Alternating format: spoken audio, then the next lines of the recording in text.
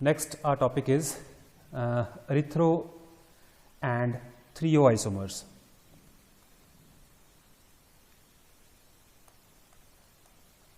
Erythro and threoisomers. ठीक है, एक ये स्पेशल सिस्टम है नोमेनक्लेचर का जो समटाइम्स यूज़ किया जाता है to distinguish between the diastereomers. कैसे डायस्टीरियोमर्स? जिनके अंदर दो हमारे पास एटम्स या ग्रुप ऑफ एटम अटैच होते हैं किसी एक स्टीरियोजेनिक सेंटर पे ऊपर, ठीक है, और वही सेम एटम्स और ग्रुप ऑफ एटम्स के दूसरे स्टीरियोजेनिक सेंटर के ऊपर भी अटैच होते हैं. ठीक है, जैसे एग्जांपल है हमारे पास हमने एरिथ्रोज पढ़ा था. ठीक है, उसमें हमने देखा था कि ये जो दो स्टीरियो सेंटर्स हैं, नीचे हमारे पास क्या है CH2OH होता है. ठीक है, ये दो स्टीरियो सेंटर होते हैं, इनमें यहाँ पे एक OH ग्रुप है, यहाँ पे H ग्रुप है. ठीक है, और दूसरी साइड पे हमारे पास अगर यहाँ पे OH और यहाँ पे H आ जाए तो इसको हम एरिथ्रोज कह देते हैं. ठीक है, इसी के साथ का हमारा एक और आइसोमर है जिसमें इन दो स्टीरियो सेंटर्स के ऊपर जो सेम एटम्स और ग्रुप ऑफ एटम्स हैं वो ऑपोजिट साइड पे होते हैं. ठीक है, बाकी मॉलिक्यूल एज सच होता है. ठीक है, तो इस टाइप का जो सिस्टम होता है इसमें एक मॉलिक्यूल जिसमें दो सेम ग्रुप सेम साइड पे होते हैं, मीन्स राइट साइड पे होते हैं, उसको हम एरिथ्रोज कह देते हैं. अगर दोनों ऑपोजिट साइड पे हों, एक राइट पे हो एक लेफ्ट पे हो, उसको हम थ्रियोज कह देते हैं. ठीक है, ये हमारे पास दो जो है कार्बोहाइड्रेट्स हैं, डायस्टीरियोमेरिक कार्बोहाइड्रेट्स हैं. ठीक है, जिसमें दोनों OH क्या है सेम साइड पे हैं उसको हमने एरिथ्रोज कह दिया. जिसमें दोनों OH क्या है ऑपोजिट साइड पे हैं उसको हमने थ्रियोज कह दिया. ठीक है, तो मीन्स ऐसा कोई मॉलिक्यूल या ऐसे कोई डायस्टीरियोमर्स जिनमें दो similar group are on the same side in the Fischer projection formula. ठीक है, then that diastereomer will be known as the erythro dimers. ठीक है, उसको हम एरिथ्रोज से ही नाम देंगे एरिथ्रो. ठीक है, हमने एरिथ्रोज नहीं कहना, एरिथ्रो कहना उसको. ठीक है, अगर तो वो दोनों जो सेम ग्रुप हैं वो OH ही होंगे तो उसको हम एरिथ्रोज कह सकते हैं क्योंकि वो एक कार्बोहाइड्रेट है, दैट इज एरिथ्रोज. ओके, तो अदरवाइज हमने नाम लेना है, एरिथ्रो से ही नाम आया एरिथ्रो. इसी तरह से थ्रियोज से हमारे पास नाम आ गया थ्रियो. ओके, तो मीन्स जिनका स्ट्रक्चर जो है इसके साथ मिलता जुलता होगा. यहाँ पे कोई मर्जी मॉलिक्यूल हो, अगर दो सेम ग्रुप्स एटम्स और molecules if they are on the same side then that geometry और that diastereomer will be known as the diastereomers. ठीक है, फॉर एग्जांपल हम बात करते हैं, हमारे पास एक एग्जांपल है 3-chloro-2-butanol. 3-chloro-2-butanol, यहाँ पे हमारे पास मिथाइल है, यहाँ पे कार्बन है, यहाँ पे कार्बन है और यहाँ पे मिथाइल है, means that is a butane. Okay, अब हमारे पास क्या है, दैट इज क्लोरोब्यूटेनॉल.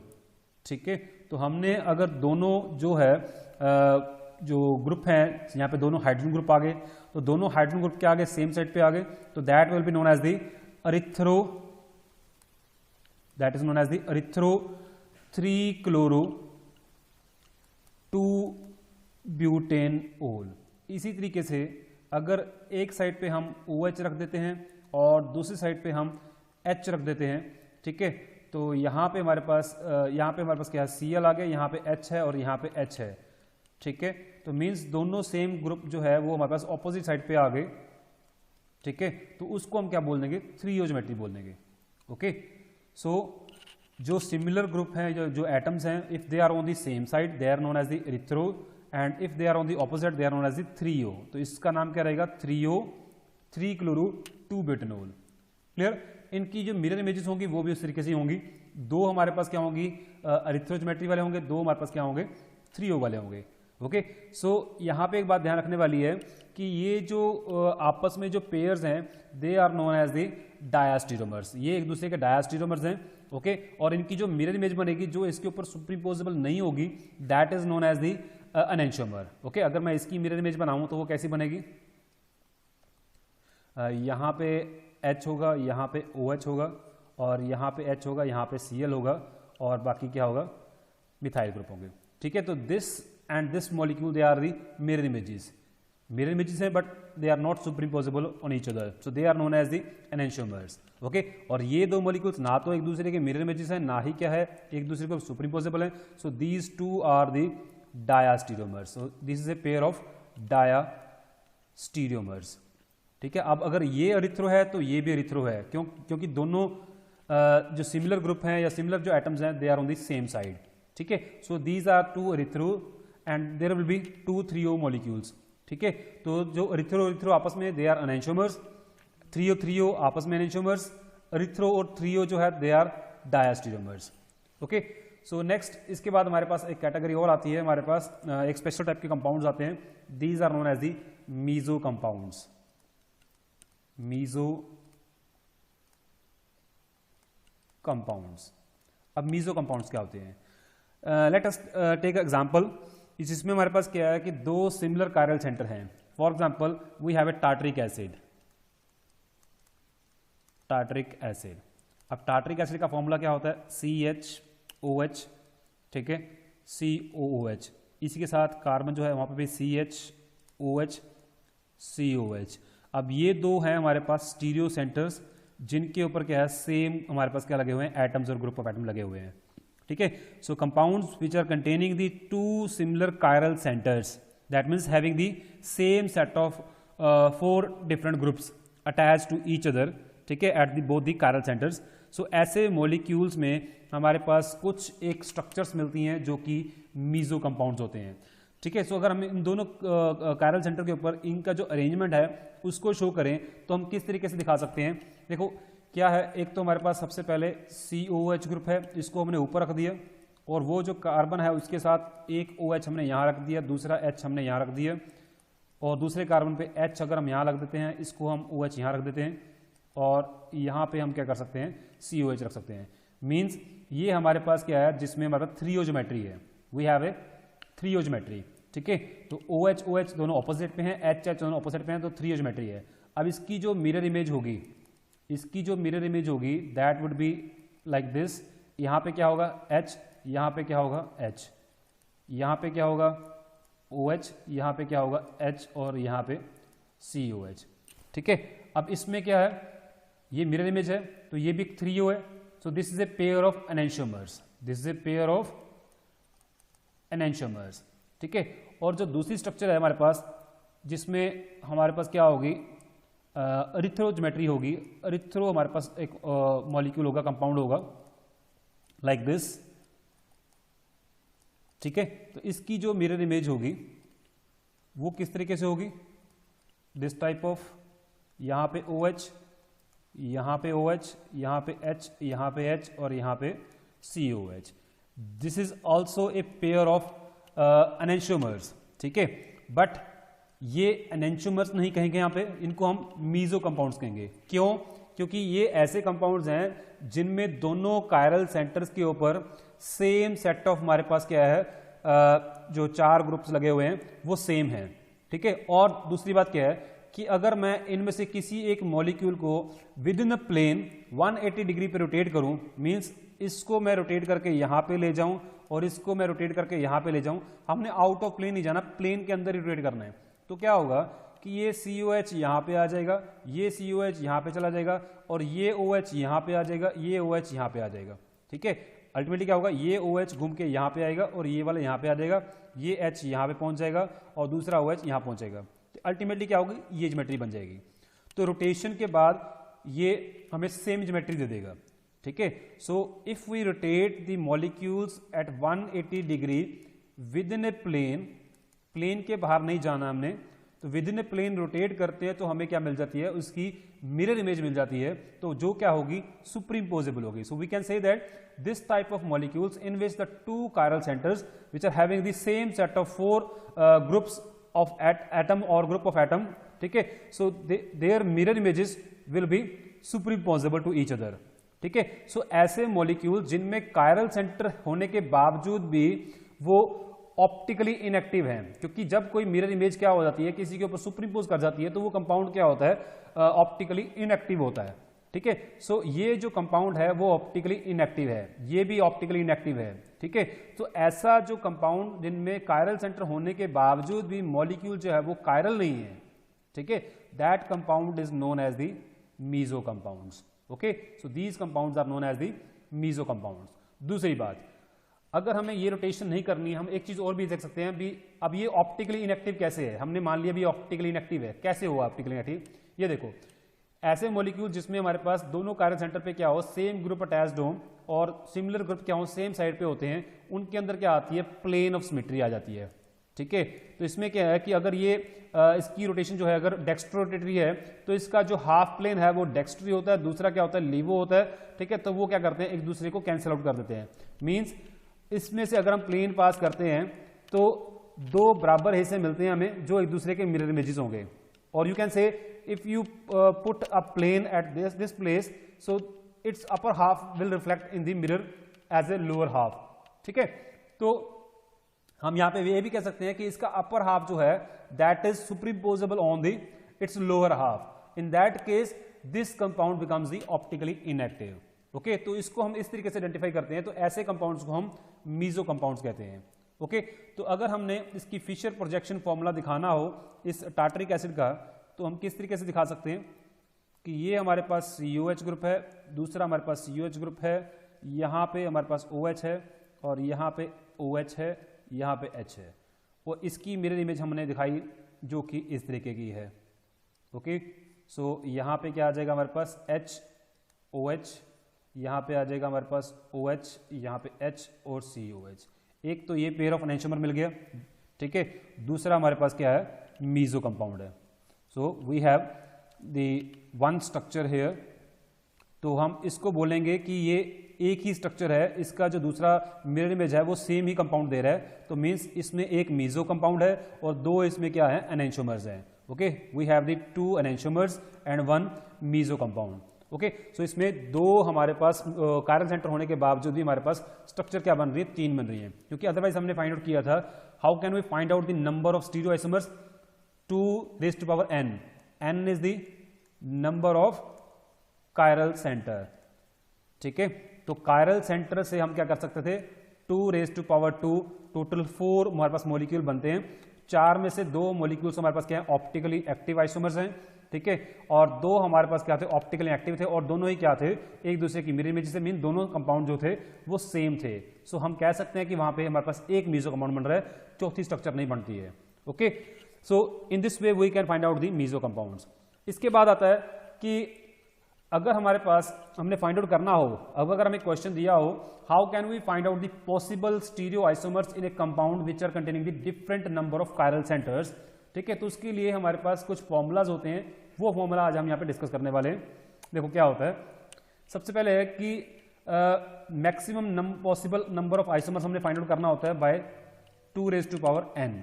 ठीक है, so this formula that is 2⁻n gives the maximum possible number of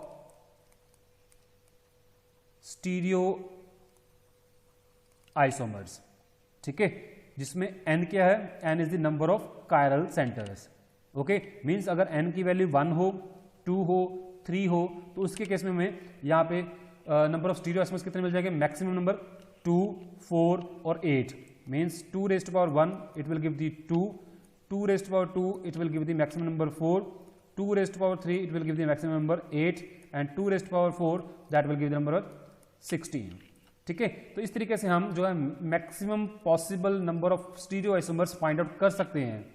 but जरूरी नहीं है कि जो हमारे पास एक्चुअल में एग्जिस्ट कर रहे हैं नंबर ऑफ आइसोमर्स वो इतने ही हो जितने हमने इस फॉर्मूला से निकाले हैं।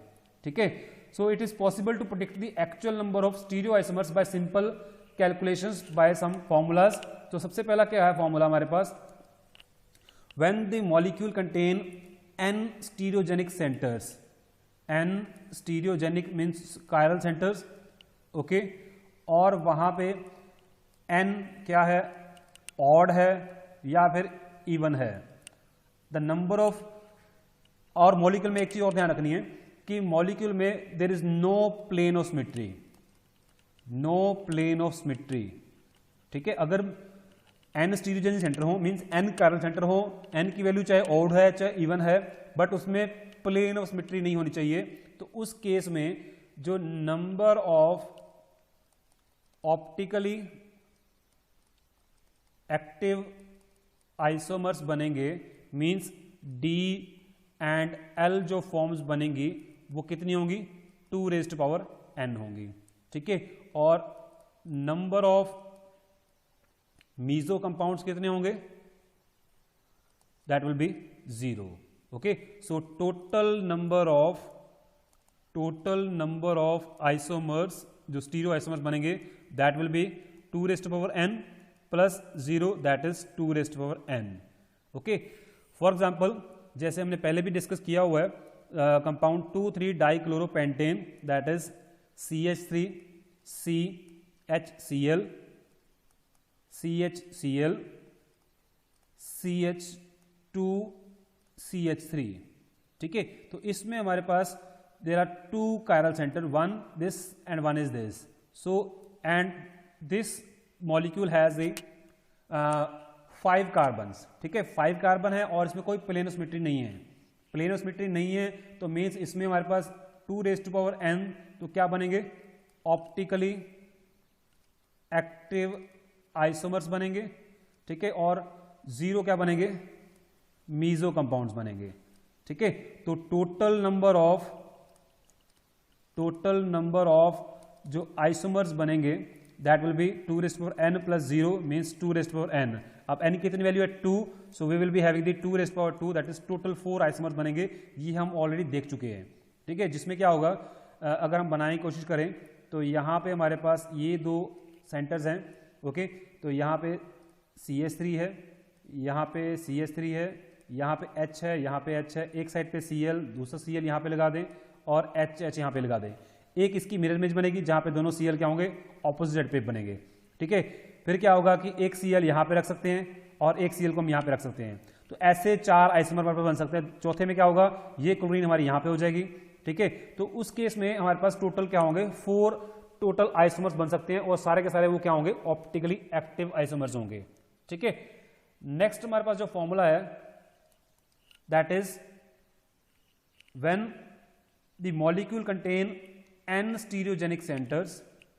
n स्टीरियोजेनिक सेंटर्स हैं, मीन्स कायरल सेंटर्स हैं. Okay, and when n is equal to an even number है. ओके, इवन नंबर है and molecule has a plane of symmetry. जैसा कि हमने अभी देखा था टार्टरिक एसिड में कि हमारे पास even number of carbon atoms हैं, इवन नंबर हमारे पास स्टीरियोजेनिक सेंटर है और मॉलिक्यूल में क्या? प्लेन ऑफ सिमेट्री है. तो उस केस में अगर आपने निकालना हो ऐसा कोई मॉलिक्यूल आ जाए तो उस केस में जो number of optically active forms बनेंगी that will be 2 raised to power n minus 1. Okay, and number of meso compounds वो कितने होंगे? That will power 2 raised to power n by 2 minus 1. So the total number of stereoisomers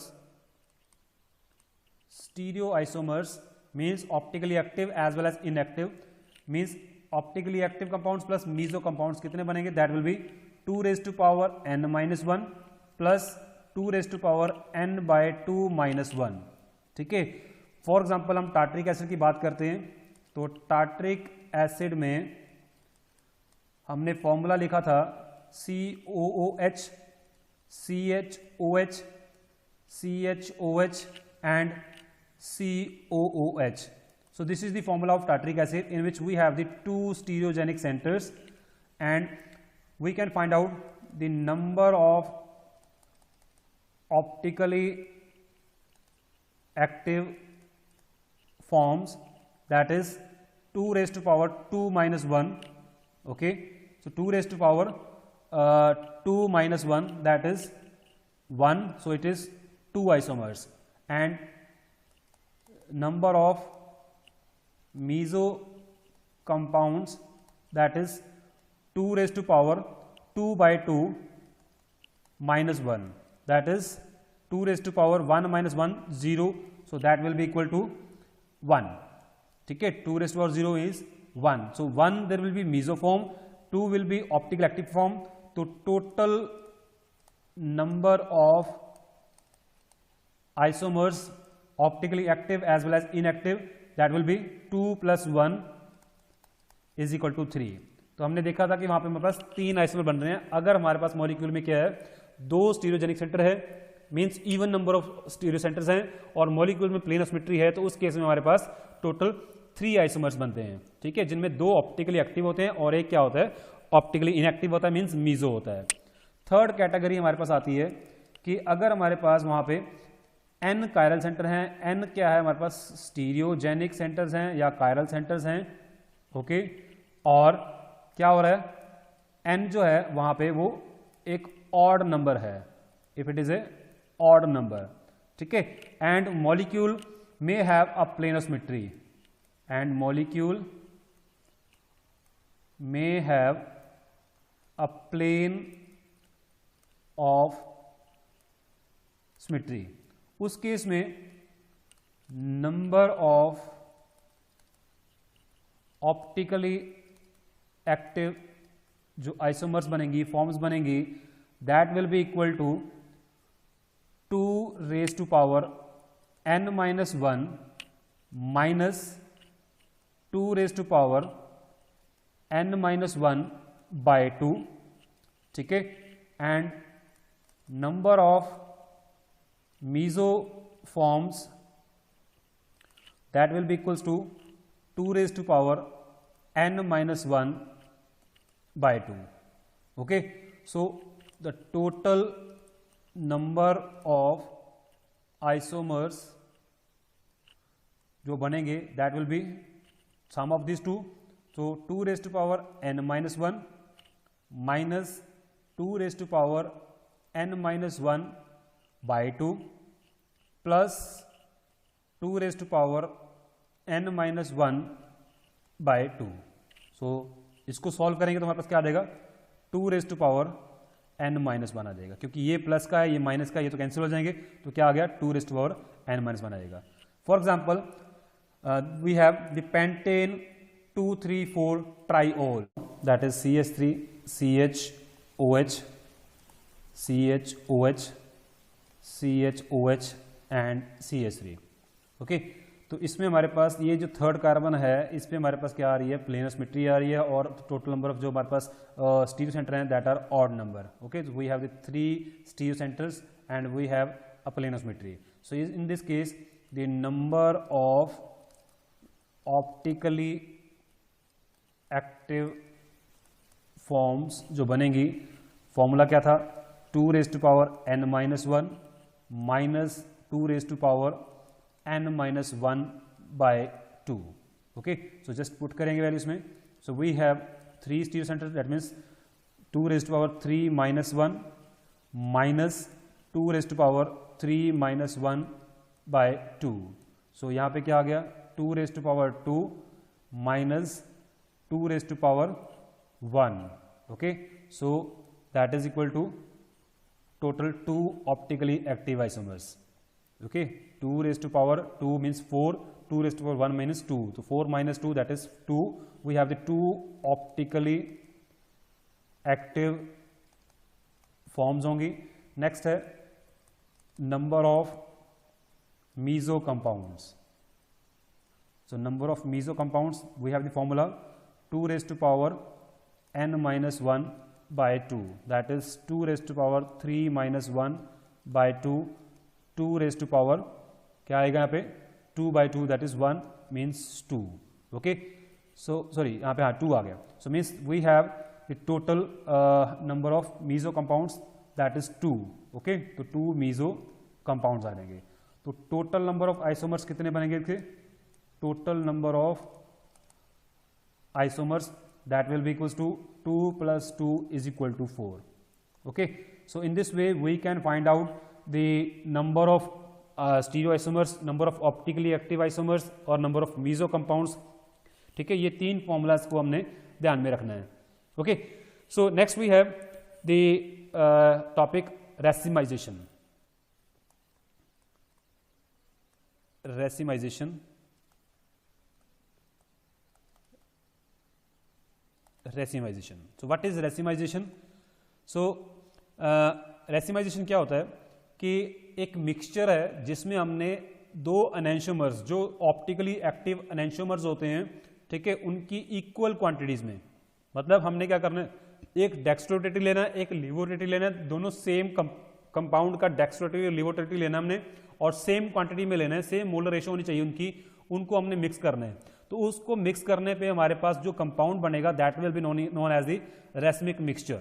okay, so this process of mixing of two optically active isomers that is enantiomers in equal quantities is known as the racemisation. ठीक है, और उस जो mixture बनता है उसको हम रेसिम mixture बोल देते हैं, या फिर उसको हम रेसिमेट बोल देते हैं। क्या बोलते हैं इसको? रेसिमेट बोल देते हैं।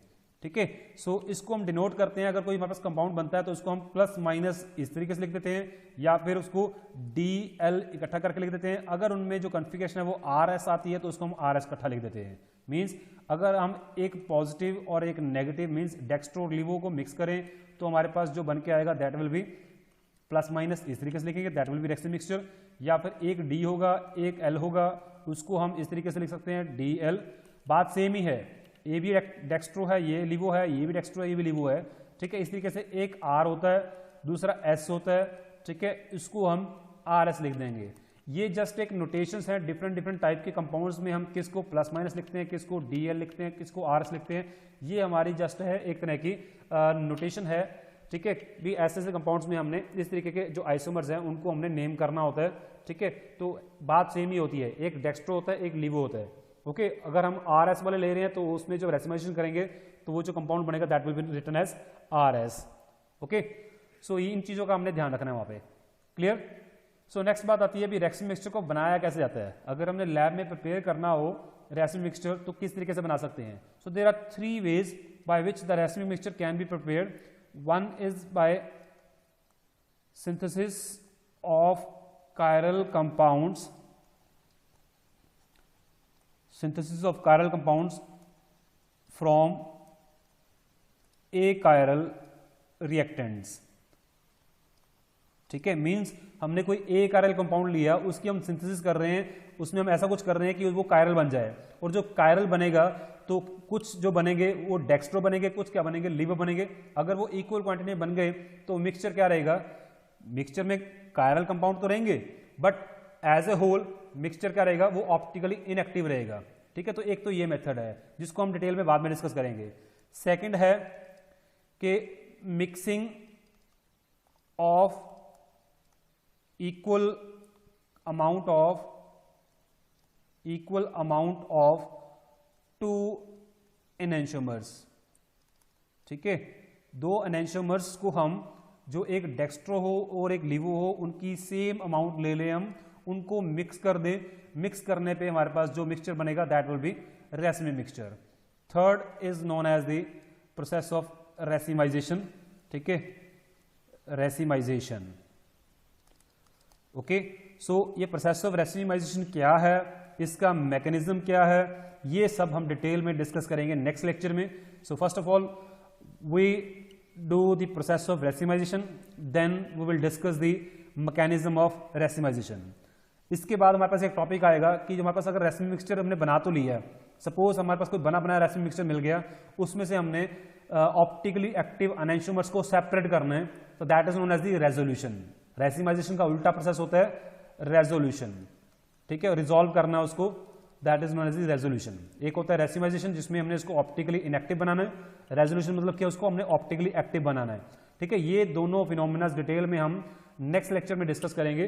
पहले हम प्रोसेस क्या होता है रेसिमाइजेशन, किस किस तरीके से अचीव होता है, और फिर उसका मैकेनिज्म क्या है। ओके, उसके बाद हम करेंगे प्रोसेस ऑफ रेजोल्यूशन। भी अगर हमारे पास कंपाउंड है, जो हमारे पास मिक्सचर है वो रेसिम मिक्सचर है, उसको में से हमने दोनों डेक्स्ट्रो और लिवो को सेपरेट करना है, तो वो हम किस तरीके से कर सकते हैं, that is known as the resolution. ये हम सब कुछ नेक्स्ट लेक्चर में करने वाले हैं। ओके, सो ये था आज का टॉपिक।